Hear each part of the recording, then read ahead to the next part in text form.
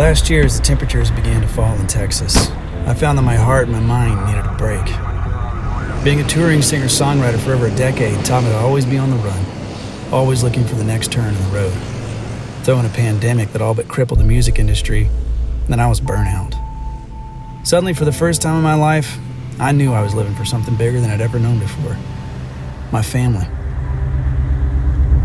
I was transforming into a different version of myself, and that required space to grow and a certain amount of isolation to achieve. So leaning hard on our skills as pilots, my wife and I packed up our entire lives and moved to Southeast Alaska to work and fly in the Alaskan wilderness.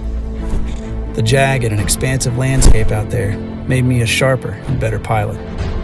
I learned more in a year up there flying with good, salt-of-the-earth people in one of the most remote, challenging, and dangerous environments in the world than I ever thought possible. I also got the chance to serve a community that had no idea what my life had been before.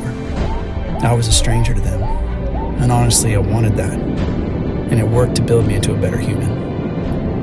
What we found in Alaska shaped us as a unit.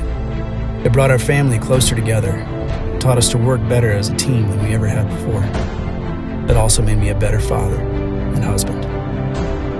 The other side of that coin is that I began to realize that music remains threaded into the very fabric of my soul, and I needed that back in my life somehow. I missed my brothers that are in my band, and I missed the thunder of the crowd and the connection we've always shared when we step out onto that stage.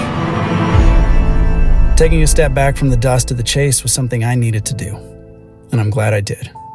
And now, my mind is ready. My heart is ready. And for the first time in over a year, we're playing the Fort Worth Stockyards at Billy Bob's, Texas. This will be a show to remember. I'll never let you go. Pull me back.